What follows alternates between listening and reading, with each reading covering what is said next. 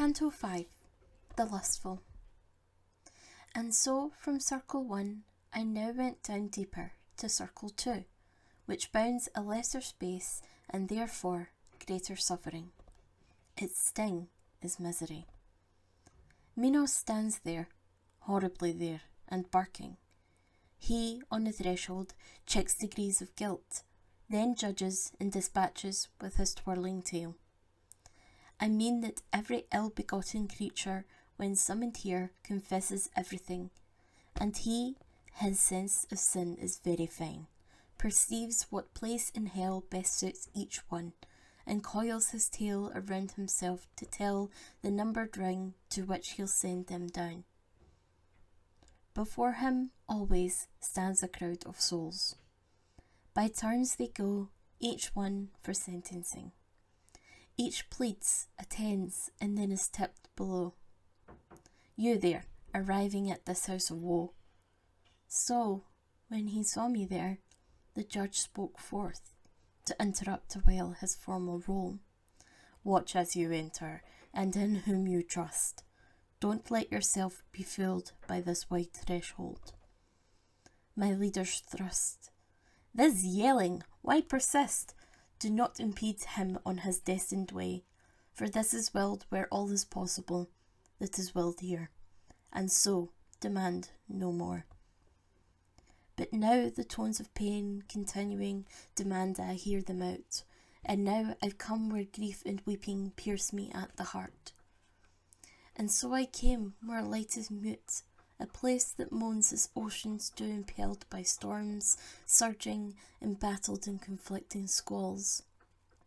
The swirling wind of hell will never rest. It drags these spirits onwards in its force. It chafes them, rolling, clashing grievously. And then, once they reach the point from which they fell, screams, keening cries, the agony of all, and all blaspheming at the holy power. Caught in this torment, as I understood, were those who, here contend for carnal sin, made reason bow to their instinctual bent. As starlings on the wing in winter chills are borne along in wind and teeming flocks, so on these breathing gusts the evil souls. This way and that, and up and down they're borne. Here is no hope of any comfort ever, neither of respite nor of lesser pain. And now, as cranes go singing lamentations, and form themselves through air in long-drawn lines coming towards me, trailing all their sorrows, I saw new shadows lifted by this force. Who are these people, sir? I said. Tell me why black air scourges them so viciously. The first of those whose tale you wish to hear, he answered me without a moment's pause. Governed as empress over diverse tongues, she was so racked by lust and luxury, licentiousness was legal under laws she's made, to lift the blame that she herself incurred. This is Semiramis. Of her one reads that she, though heir to Ninus, was his bride. Her lands were those where now the Sultan reigns. The other, lovelorn, slew herself and broke her vow of faith to Zacchaeus' ashes. And next, sole Lascivious, Cleopatra. Helen, you see, because of her a wretched waste of years went by. See, great Achilles, he fought with love until his final day. Paris, you see, and Tristan there. And more than 1,000 shadows he numbered, naming them all, whom love had led to leave her life. Hearing that man of learning herald thus these chevaliers of old and noble ladies, pity oppressed me, and I was all but lost.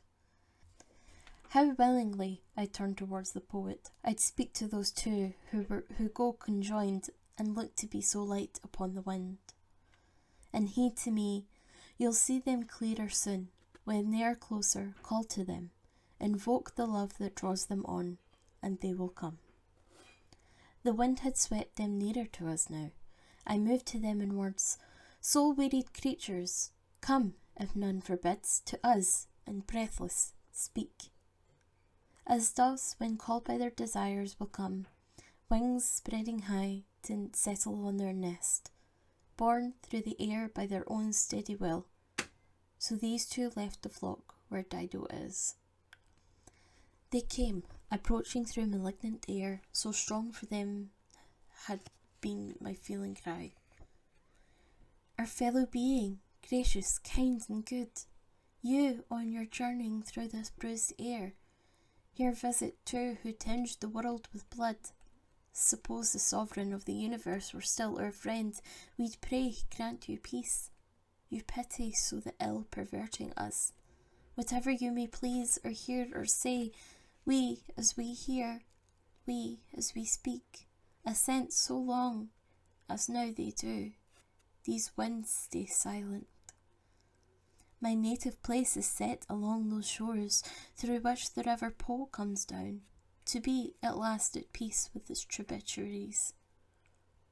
Love, who so fast brings flame to generous hearts, seized him with feeling for the lovely form, now torn from me. The harm of how still rankles. Love, who no loved one's pardon loves requite, seized me for him so strongly in delight, that as you see, he does not leave me yet. Love drew us onwards to consuming death. Cain's ice awaits the one who quenched your lives. These words, born to us from them, were theirs, and when I heard these spirits in distress, I bowed my eyes and held them low, until, at length, the poet said, "What thoughts are these?" I, answering in the end, began, "Alas, how many yearning thoughts, what great desire have led them through such sorrow to their fate?" And turning to them now, I came to say, "Francesca, how your suffering saddens me. Sheer pity brings me to the point of tears.